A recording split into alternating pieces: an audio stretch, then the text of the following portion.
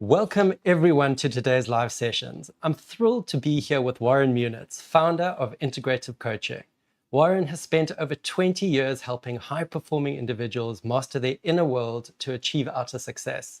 Whether you're feeling stuck in your career, facing relationship challenges, or just seeking more clarity and peace, this conversation is for you. We've structured today's live around 15 powerful questions that clients are asking right now across work, money, health, relationships, and personal growth. Let's dive in. Warren, what does self-awareness truly mean, and why is it foundational to personal transformation? It's a great question. Without self-awareness, we don't really know where we're going wrong. We don't understand what is triggering our responses. And even without self-awareness, we can't be aware of what's causing our thoughts to maybe focus on a specific outcome or a specific issue. Or without self-awareness, we don't know where our emotions are coming from, or why they're coming, or why they are the way they are. So self-awareness is a very layered, it's really the foundation of our functioning, but having self-awareness is a very layered skill and capacity, so that we are not only aware of just the external and maybe what we want, we can be aware of why we want those things. We can be aware of beliefs that are limiting us to even maybe imagine that we can achieve other things more than we have ever dreamed possible. So how can someone begin to identify and shift limiting beliefs that are holding them back? Yeah. So it's very difficult to shift limiting beliefs. People often think that a belief is just a thought in their mind, like an idea. But a belief is actually part of the structure of your identity. So the belief doesn't just come about randomly like a shirt that you picked up today. It is developed over years and years of conditioning. So the challenge is to first become aware of the depth of the belief itself, of what the psychic structure of the belief is, and its relationship to who you think you are.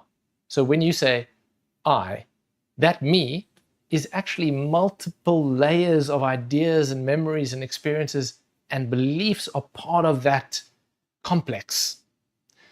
So how would we change a limiting belief? It would be a fundamental change of identity, really. So we'd have to understand, who am I? Who do I believe I am? Who do I want others to believe I am? So all that makes up this ego personality. And if we can become aware of that at the deepest level, and you become aware that that belief, or that idea, that it's not really an idea as I said it, that belief structure, that self-image is actually not you, but you've identified with it, that will start to dissolve the belief. But in order to get there, you have to have a level of self-awareness that is so much more profound that most people imagine and realize. You can't just read a book or sit and meditate. You actually have to have someone in dialogue with you to reflect certain things that are presenting, which you might not be aware of, because if you're unconscious of them, that means you are not conscious of them. And that self-reflection starts to allow space to arrive or to arise. And the space then allows you to have that moment of recognition that who I think I am and who's thinking about that are different. So what role does vulnerability play in achieving authentic personal growth? Sure. It reminds me of a client that I had. So we were talking about courage, and he's like this really big, strong guy, and he looked at emotions as being a weakness. And I said, after some conversations we were having, I said, well, are you afraid to feel the feeling? Because it takes a massive amount of courage to actually allow yourself to be vulnerable enough to feel without dissociating from what you're feeling. And he said, I've never actually thought of courage like that. That courage and vulnerability are in the same camp. So is vulnerability important? Without vulnerability, there's no way we could get deeper into understanding who you are. So you can pretend to know who you are, or you can be vulnerable and become aware of who you are. Many professionals feel misaligned at work, and here's one that we hear a lot. How can professionals cultivate emotional intelligence to become more effective leaders? So let me just understand the question. You want to understand what emotional intelligence is, yes, and how to develop it. It's a funny thing. So emotional intelligence is the intelligence that we have around our awareness and reactions to our own emotions and the emotions and reactions of others. But how do we get that? So people who are often stuck in their head or very identified with that concept, self-concept, have a difficulty in their own level of compassion and empathy. So I don't know what I'm feeling, so how can I really understand what other people are feeling? So by bringing your awareness to your emotions and feeling them, because to feel an emotion, you actually have to stop thinking. So often when an emotion is exploding out of us, then there's thoughts and feelings. That's not what I mean. I mean actually becoming conscious of the experience arising in you, where there's no reaction yet. You can actually witness it arising. That level of sensitivity and courage and vulnerability, which requires all self-awareness, is something that with practice you can develop a capacity to feel more. And with that capacity to feel more, your emotional intelligence is rising, and it's increasing because of the practice that you're doing, which is just to become aware. So what strategies can help individuals overcome burnout and rediscover passion in their careers? I'll answer that right after the break.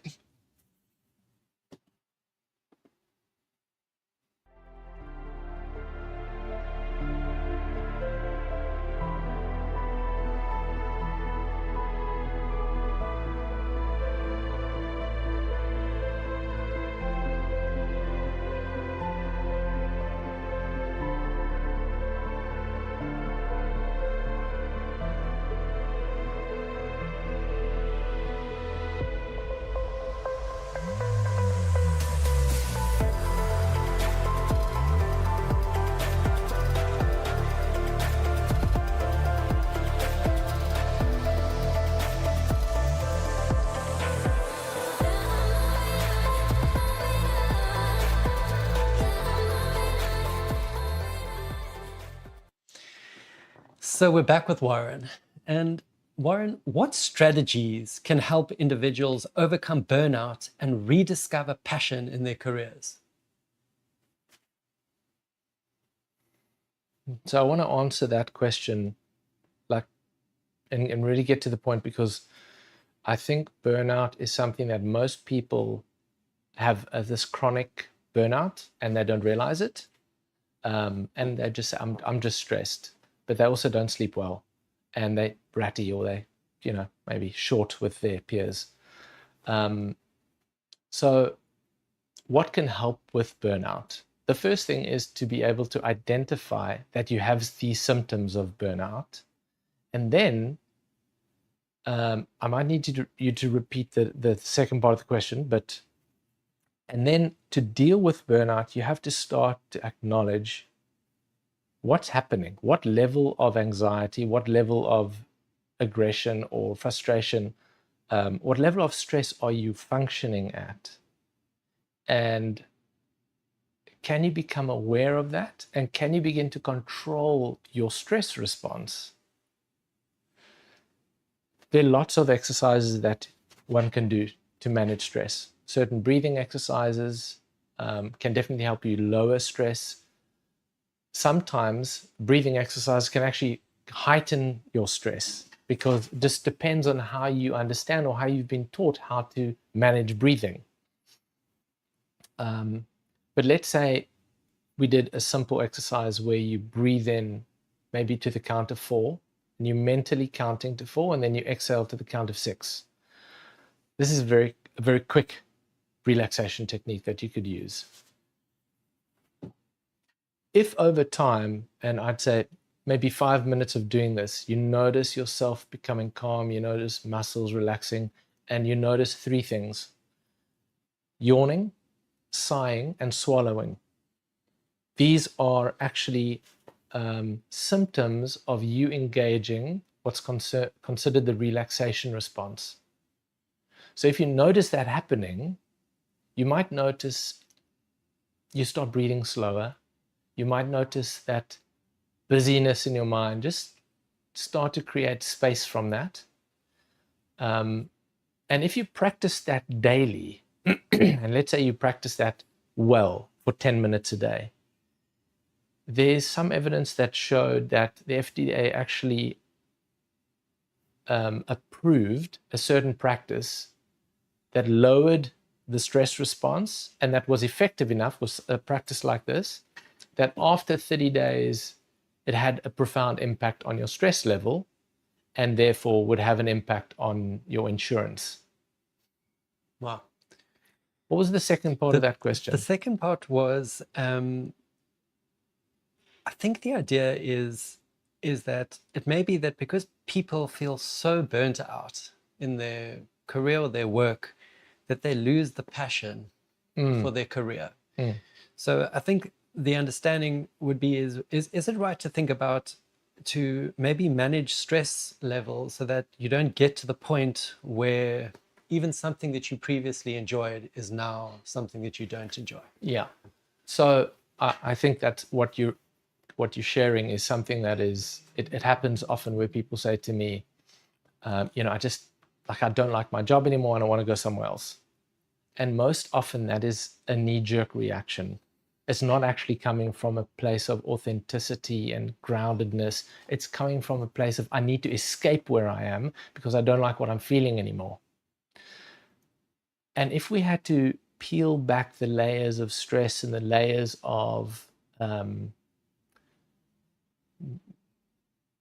what's the word I'm looking for?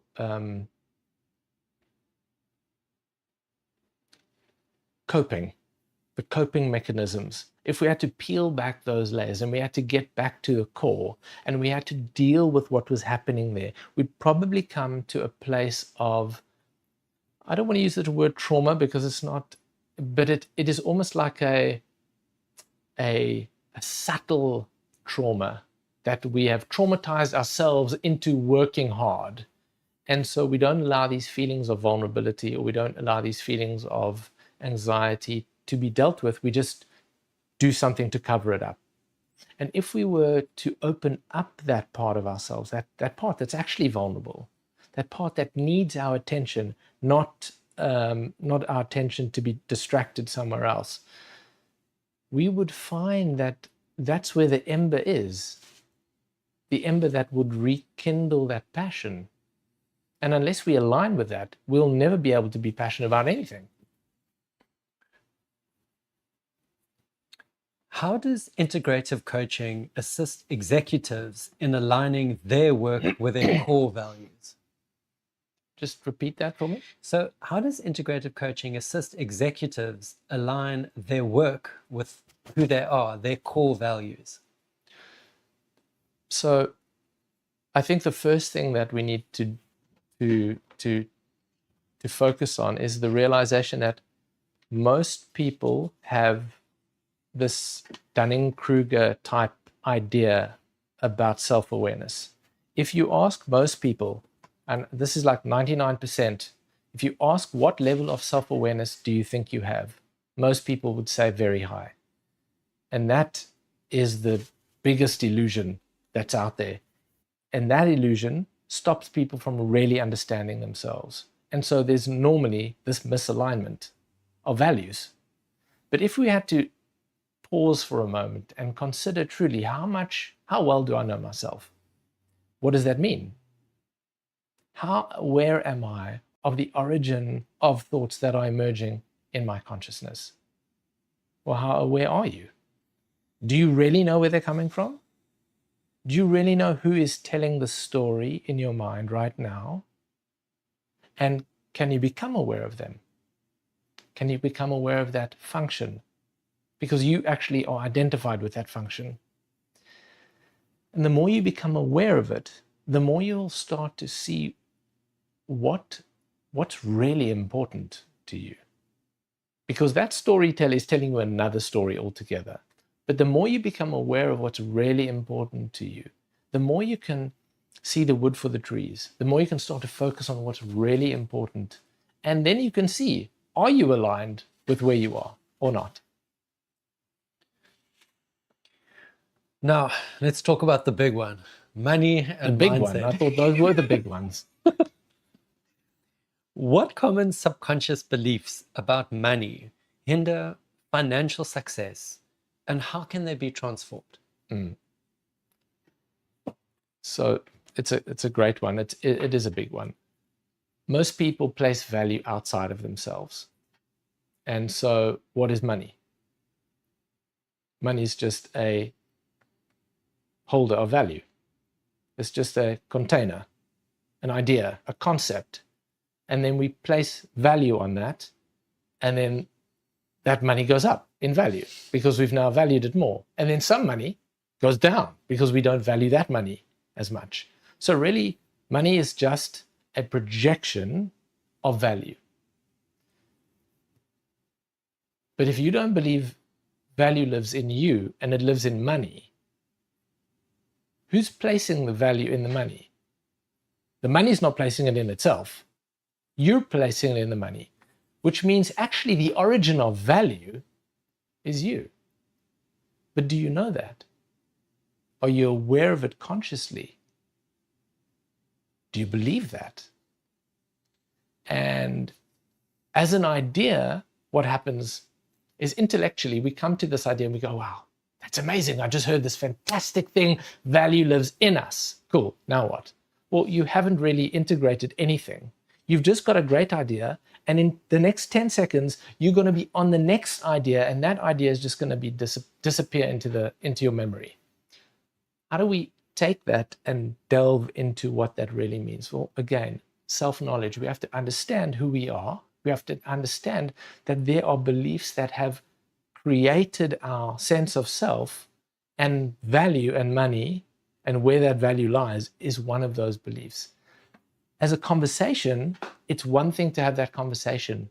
The theory of this conversation is a fraction of a percent of what needs to happen in the practice of coaching and self-awareness. Okay, so how can someone develop a healthier relationship with money beyond just budgeting and saving? So budgeting and saving are the disciplines that we need to engage with. But what they can do is they can help us reflect on where I go outside of that budget. And then I go and I can look at, well, why did I go outside of the budget? But if you have to, if you really have to give that attention, you might find you'll procrastinate and do something else. You might find that you don't want to answer that question. You say, well, I just want the thing that I want.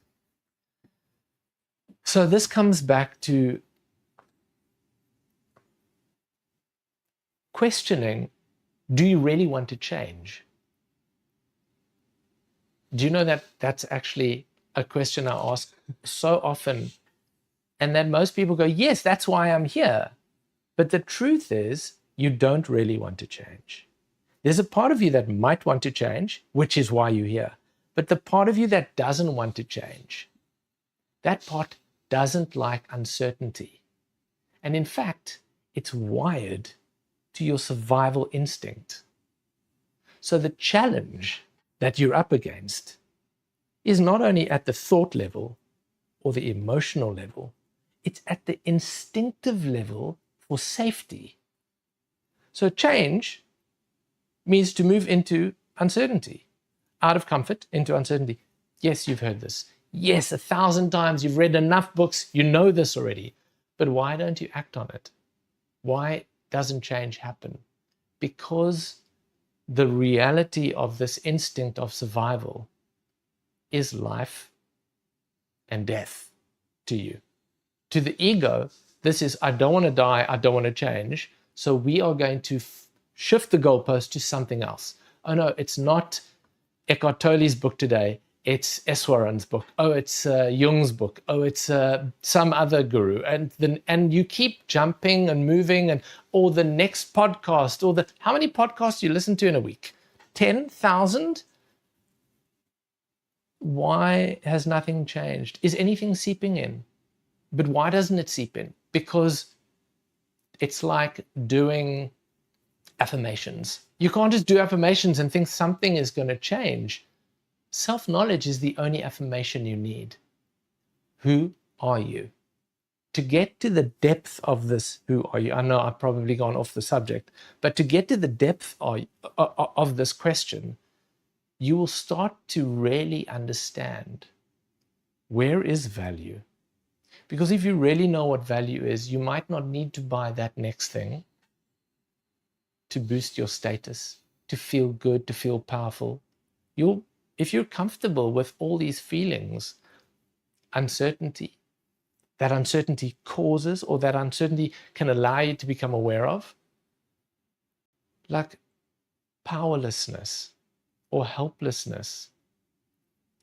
These are facts. You think you're in control of your life. At any moment, a meteor could take you out now. That's not control. That's an illusion of control. And we're in this illusion, and the question is, are you willing to break open that illusion to know the truth of this moment? That this moment is more like a bubble floating on the ocean that can pop at any moment. And are you comfortable with that level of uncertainty? Because that will change your relationship with everything. Well, you've answered my next question already. So then that's time for a break. Excellent. Be back.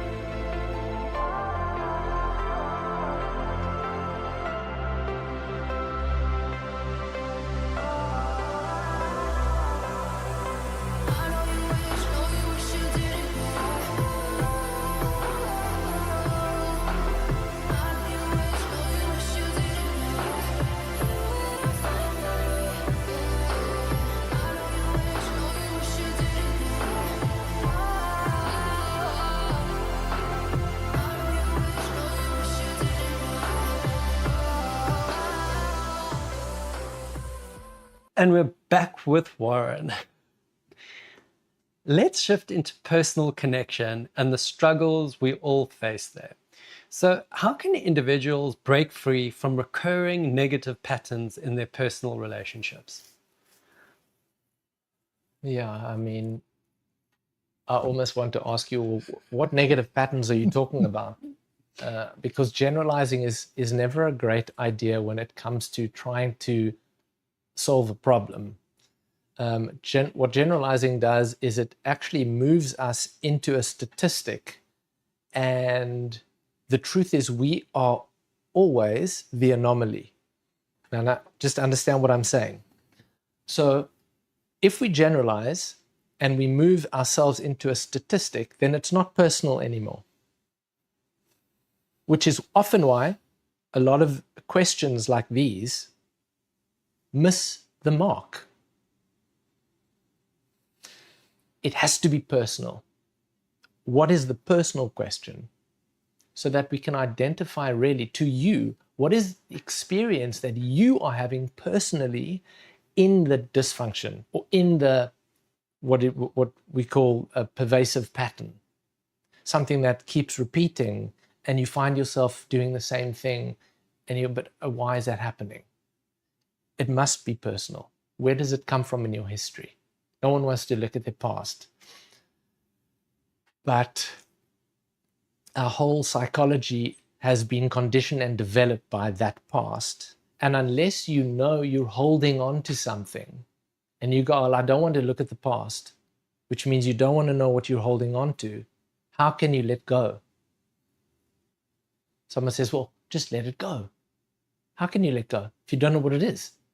You don't even know you have another arm holding, you've got all these arms and they're holding on things from the past, but you don't know you have those arms. You only think you have these two arms.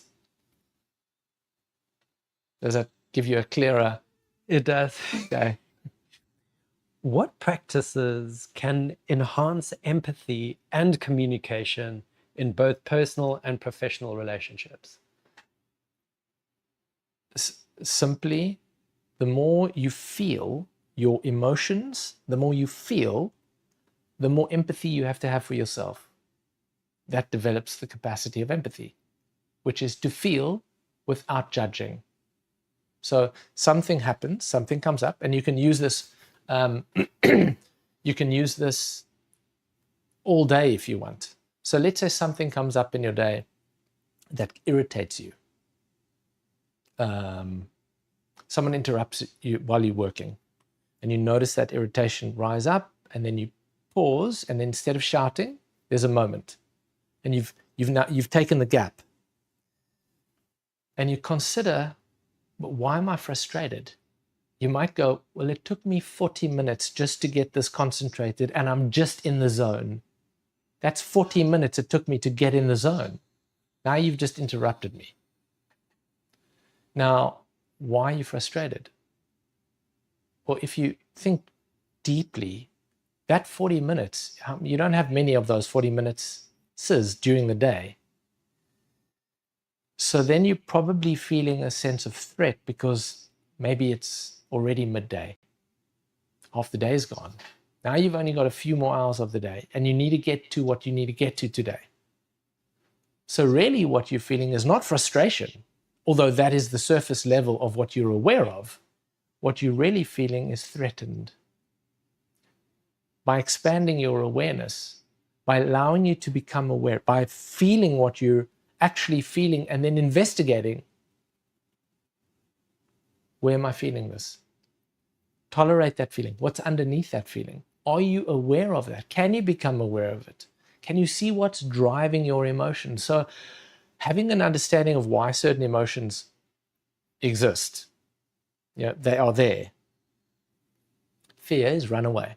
Anger is to protect. Sadness is about loss. If we have an understanding of what these emotions are, and then we can question, why is this feeling here? Maybe we can use them to remove a layer. But by doing that actively, we are engaging in a process of expanding our capacity to feel, which is empathy. So, how does understanding one's inner world contribute to healthier and more fulfilling relationships?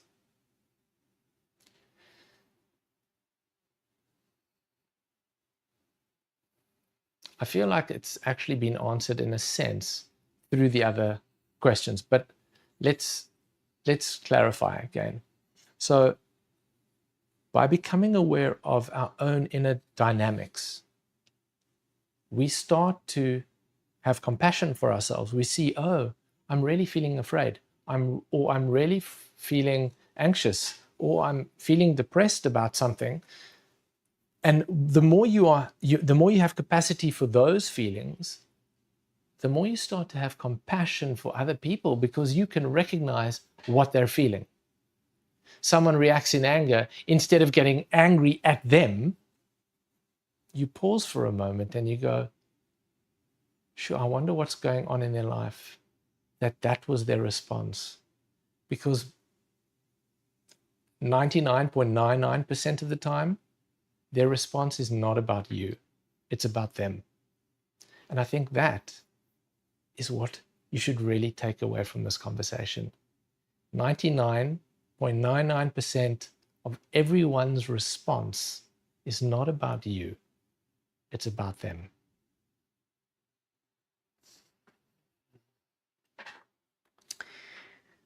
We've talked about mindset. Now let's address stress and inner peace. So, what techniques does integrative coaching recommend for managing stress and achieving this inner calm? We use techniques in a way that an engineer uses tools. The tool itself is not necessarily what's important, because different people might require different techniques. It depends on where they are in their life. What's really important is the conversation between the coach and the client, and the coach's ability to be present and hold space so that the client can begin to become self-reflective in a non-judgmental environment, which might be for the very first time in their lives. Then techniques are used to enhance that space, and then practice at home. And that home practice then enforces and reinforces the maybe fragment of presence that the client had in that moment of coaching. So how can mindfulness and meditation practices be integrated into a busy lifestyle for better health? So mindfulness is, if we look at how you move through the day, how often are you ahead of time? How often are you running to get to the end without actually being present in the moment and allowing the moment to unfold, and then you responding to that moment? And you can check, and you'll notice that when you're chasing, or if you're resisting the moment, your stress level is actually higher. Whereas if you are accepting the moment as it is, because that is a fact, that is reality, the moment as it is now, you can respond differently. You are open to the opportunities where previously, if you were thinking in a specific direction, and especially if you're kind of like ahead of time, you don't see that opportunity. Meditation is a way to bring your level of awareness up by self-reflecting initially. And there are different versions, different techniques of meditation. And in the beginning, meditation is very much a technique. For some people, meditation is first learn how to concentrate your mind without being distracted. So if I said to you statistically that you probably can't keep your attention on one idea for more than 10 to 30 seconds, statistically, that's a fact, unless you have trained yourself to concentrate. So systemically, our culture is very much about as quickly as I can, jump to the next thing. If I'm not satisfied, I'll jump to the next job, the next relationship, the next app, whatever it is, the next book. the next thought. But if you had to learn to concentrate on one thing, you might find that there is more than you think that's going on in the moment if you allowed your focus to become one-pointed. So for some people, let's say it's one-pointedness, the practice of concentration. You might find that your thoughts are running ahead of you, but if you were bringing your attention back to your breath, that made you calmer. And then you realize, oh, you have a choice. You don't actually have to follow that thought pattern, that train. You could actually just be present and realize you have control over what you focus on. Maybe you didn't even realize that. But what happens with your practice of meditation is that that comes to the fore, that agency comes forward. You realize you have a choice of what you focus on. And a lot of the time we forget. And even if you practice meditation, what happens when you get up from your meditation and you go on with your day? What happens to that presence? Do you leave it there? Then you go on with your day and you're like at 1,000 miles an hour again. And then you only drop in when you're meditating. So then you realize the importance of meditation, because without that, you wouldn't have dropped in. 6 months later, you go, oh, wait, I think I was meant to be present. I think that was the practice so that I could find inner peace. So that's why that's the anchor, having a formal practice. And then mindfulness throughout the day is to catch yourself. Find ways to catch yourself, even if it is a post-it note on your desktop or on your iPad. Check. Am I running away with a story, or am I being present? So let's end with something both deep and actionable. So first one is, what is the hero's journey, and how can embracing it lead to personal transformation? The hero's journey, as defined by Joseph Campbell, is a foundational, I think, in our culture when we think of a lot of action hero movies. But really, maybe that's the tip of the iceberg, because the hero's journey is the call to adventure. And Carl Jung says that that's really the adventure, the inner journey is really the final adventure that we have to go on. That's the real adventure. And that we are the hero in our own journey.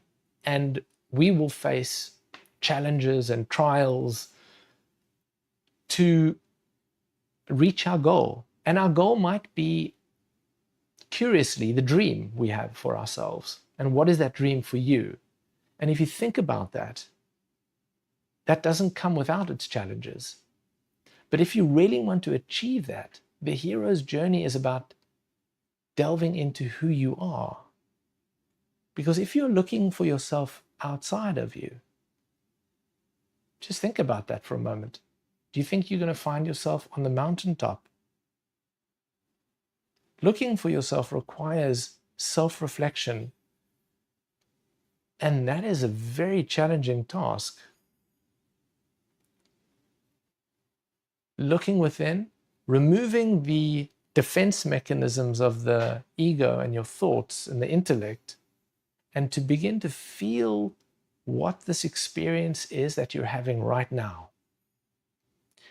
Because in this moment, you're actually having a life and death experience. In this moment, you don't know if you're going to breathe in again when you breathe out. That's the truth. Yes, you assume you're going to breathe in, and you might go, well, gosh, if I'm thinking about that all the time, if I'm going to breathe in or not, I might not move. That's, again, a superficial or an intellectual escape.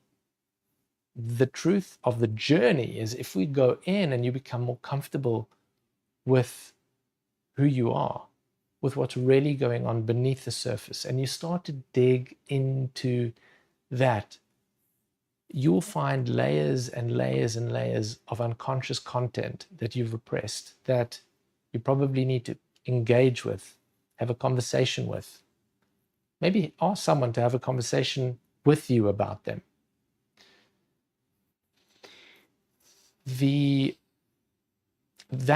That journey has so much to give you. There is so much reward there that you might think you're going in the wrong direction. And that's the counterintuitive thing about the hero's journey, is that looking directly into the problem, into the issue you're having, not trying to escape it, is where you will find the reason the problem is there. So we call that, in integrative coaching, we call that the problem is the path. We actually begin to discern that there's a deeper meaning for this particular pattern or this particular thing, obstacle, being in your life. And then the fulfillment that comes from realizing why it's there, that's the achievement. And then that changes the pattern. I know we said 15 questions, but I wanted to sneak one more in. Go for it. So the final question is, for someone that's feeling stuck or lost, what is the first step you recommend to initiate change?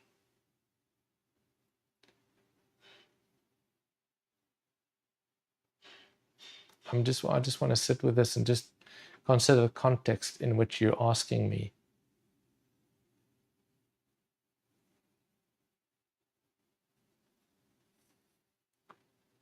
Just ask the question again, if you don't mind. So for someone feeling stuck or lost, what is the first step you recommend to initiate change?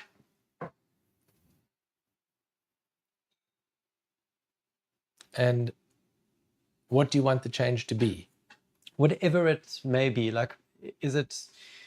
How do you know stuck or lost is not actually the perpetual state you're actually always in? And there's nothing wrong with that state. What if stuck and lost is actually more truthful and honest than people who think they know where they're going?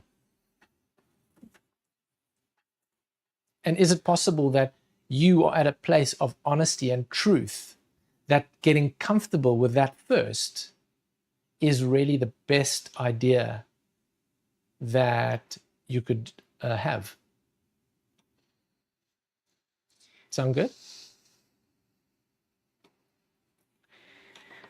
So Warren, thank you for sharing such deep and practical insights. I mean, every answer today revealed just how powerful the journey inward can be. If today's conversation resonated with you, check out integrativecoaching.co.za to learn more about Warren's work and how integrative coaching can help you move forward. We'll be sharing short clips from today's live over the next few weeks. Follow along for bite-sized wisdom that's easy to apply. Until next time, stay curious, stay present. See you next time. Put your motion.